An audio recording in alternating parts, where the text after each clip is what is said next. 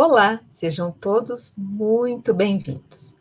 Hoje abordaremos o tema Verbo Nosso, texto extraído do Livro da Esperança, pelo Espírito Emmanuel, psicografia de Chico Xavier.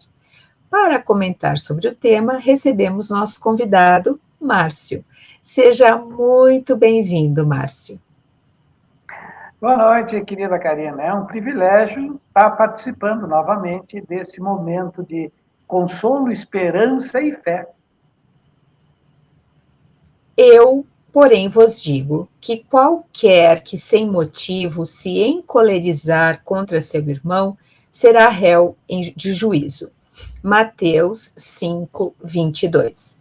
O corpo não dá cólera àquele que não a tem, do mesmo modo que não dá os outros vícios. Todas as virtudes todos os vícios e as virtudes são inerentes ao espírito. Capítulo 10, item 10 do Evangelho segundo o Espiritismo. Márcio, em Mateus 5, 22, Jesus nos adverte sobre a cólera. Por que a cólera nos prejudica? O que fazer para combatê-la em nosso íntimo?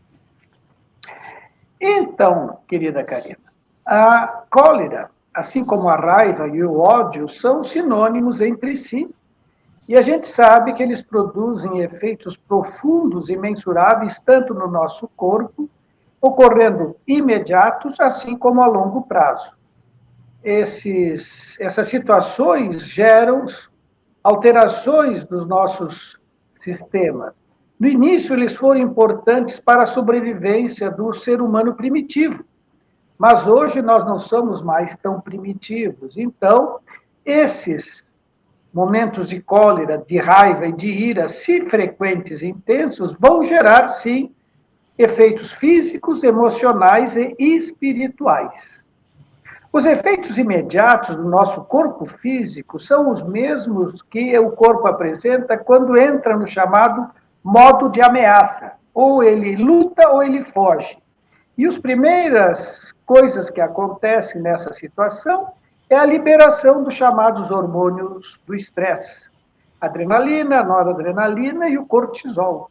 E esses hormônios, eles aumentam a nossa frequência cardíaca, dando as famosas palpitações. A pessoa que tiver um problema cardíaco ou tiver sentindo dor no peito, ela pode até desenvolver um infarto ou uma parada cardíaca.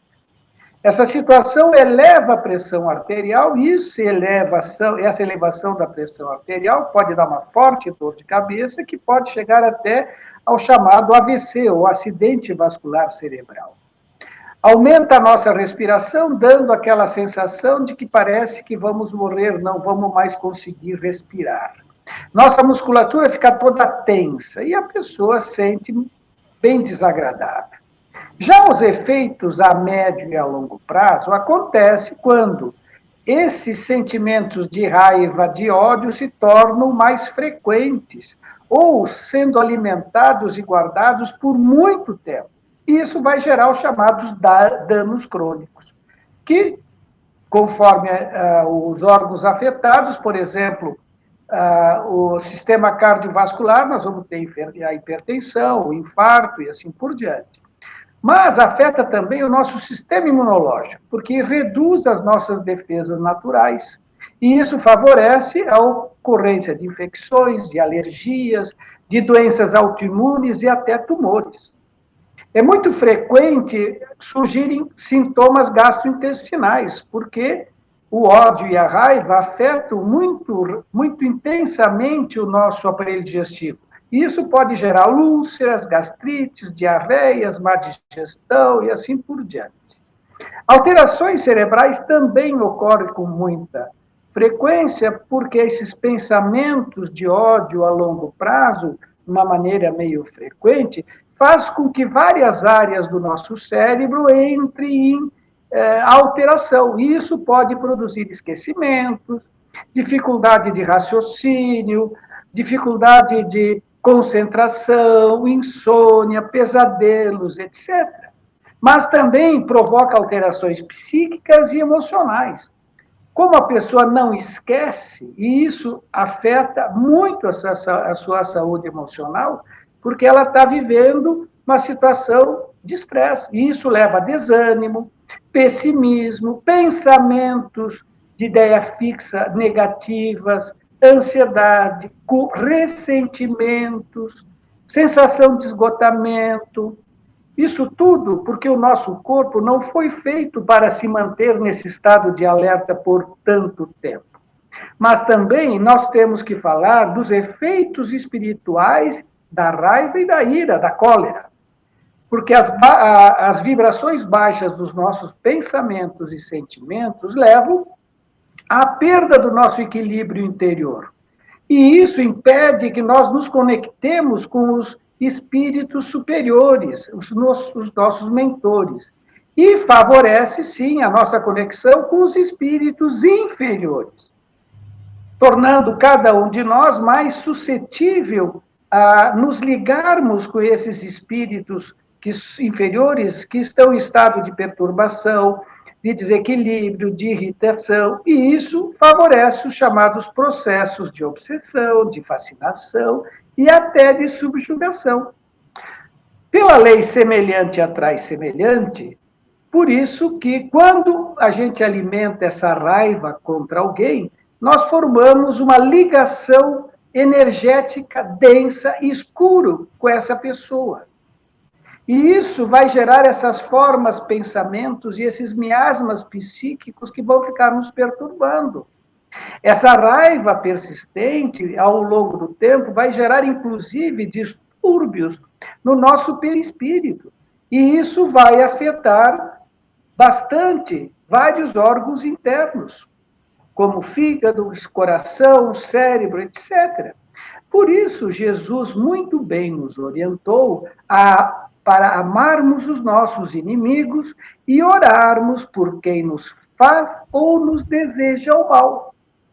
Então, temos que nos lembrar que os nossos pensamentos e desejos têm o chamado efeito bumerangue, que é a lei do retorno. Ou seja, tudo aquilo que desejarmos aos outros vai retornar para nós.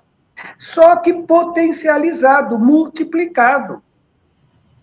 Não é esquecer, mas compreender que aquela pessoa não é sadia. Aquela pessoa que nos deseja o mal está doente. E nós, por acaso, não tivemos, será, alguma parcela de culpa nessa situação? Ou a culpa é só dos outros? Tá? Então, Jesus nos orienta, vamos orar pelos nossos inimigos e por aqueles que nos ofendem, porque nós vamos estar começando a fazer a nossa terapia. Estaremos começando a aprender e compreender aquela pessoa. E, além disso, pela lei do retorno, não iremos receber, nós vamos receber de volta o mal se desejarmos o mal. Mas se nós desejarmos o bem é luz. E luz é amor. E amor são energias positivas que promovem a recuperação dos nossos problemas, tanto físicos como psíquicos e espirituais.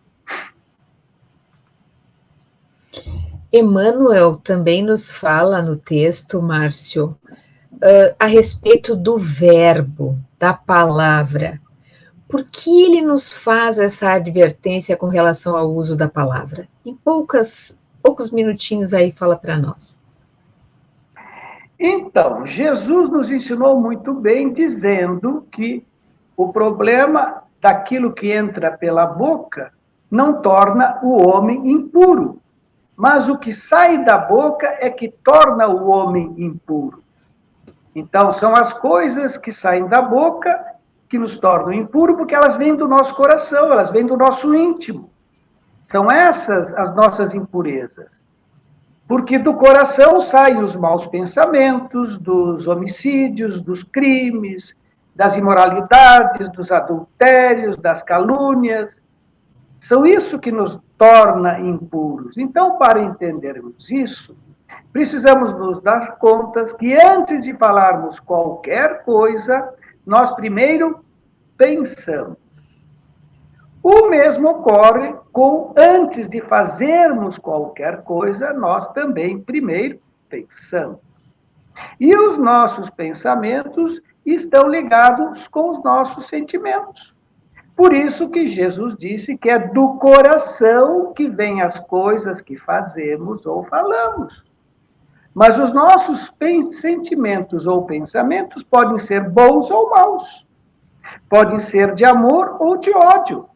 A escolha é nossa, é individual.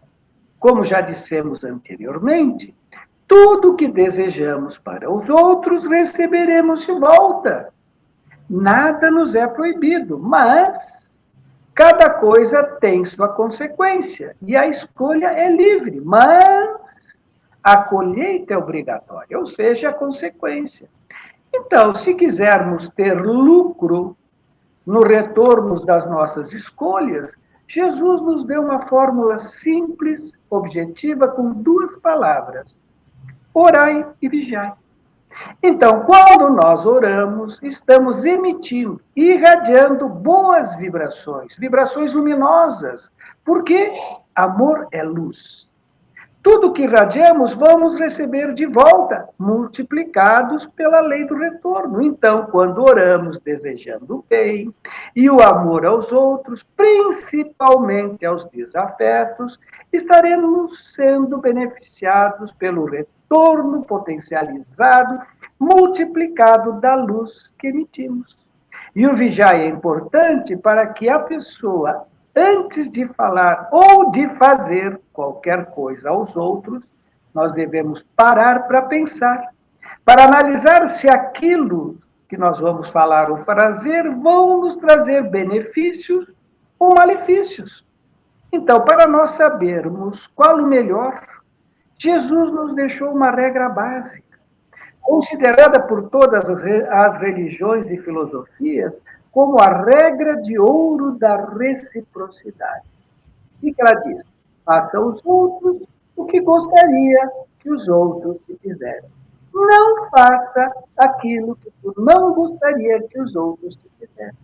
É assim, se nós seguirmos essas regras, as coisas vão ficar muito melhores para cada um de nós. Agradecemos a contribuição do nosso convidado Márcio e envolvamos-nos de alegria com nossos irmãos que nos prestigiam, colaborando com as mensagens do Cristo. Foi um privilégio termos estado com vocês. Até o próximo domingo com o programa Palavras Consoladoras.